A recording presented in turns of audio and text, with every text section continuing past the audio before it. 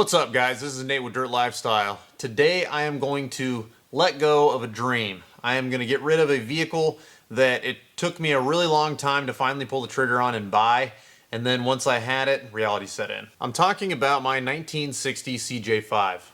This thing was such a big step for me to go buy a classic rig and to be able to drive it around in the summer with the top off and the doors off, and just the idea of that kind of that feeling of freedom is something that I had toyed with for a really long time, and I couldn't wait to get my hands on one day and have a cool old classic Jeep to build. When I went to buy this thing, I was like a kid at Christmas. I had never driven a CJ5.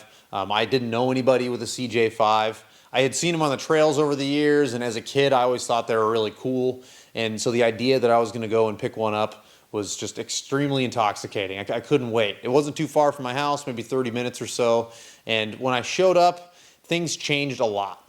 It looked even cooler in person than I was expecting. There was a little bit more, body rust and stuff like that than I was expecting, just because the guy didn't take good pictures of that stuff, but I didn't care. I couldn't wait to get in it and drive it. The guy swore to me it ran excellent and it drove excellent. And so I was very eager to get this bad boy on the road. Then we had a hiccup. The guy couldn't get it started. It turned over and it sounded okay, but I couldn't drive it. The only thing I could do was sit in the driver's seat. And that's when the first red flag went up.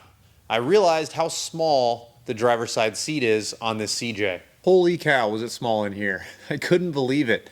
It was one of those things where I just envisioned it being so much bigger than it actually was. When you see them on the trail and they got big tires and they're all built, they don't seem that much smaller than a TJ, but once you actually get in one, you very quickly realize that it is more like the size of a Samurai. There's no way in hell I'm going to pay this guy full asking price when I can't even drive it or hear it run or anything. But when it was turning over, I could tell that it sounded like everything had compression. Nothing sounded out of the ordinary. There was no weird knocky sounds or anything. So I just decided to take a gamble. I threw the guy a lowball number. I said, hey man, if you'll take this lower number, then I'll drive away with it today and you can take the cash.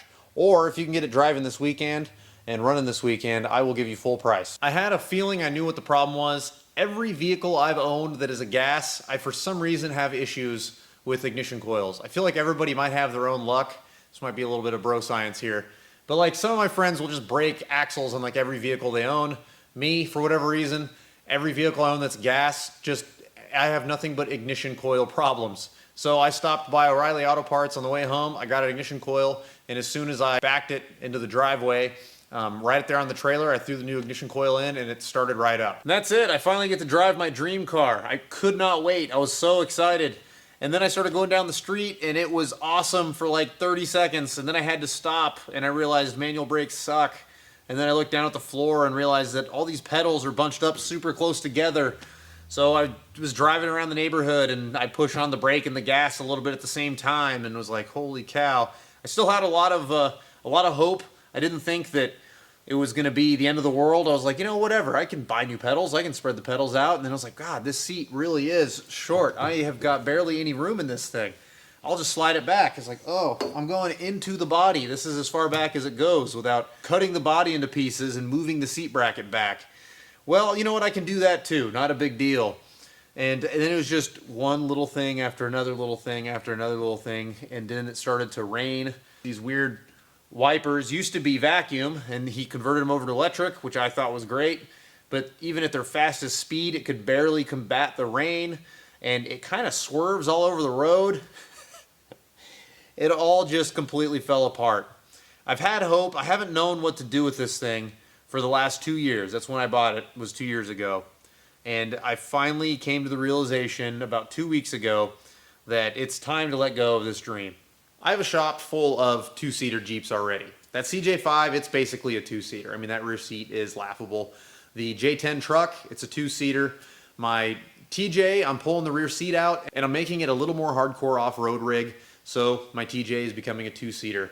It wasn't practical for me to start working on this CJ when I have a growing family. I haven't told you guys this, but my wife is 8 months pregnant.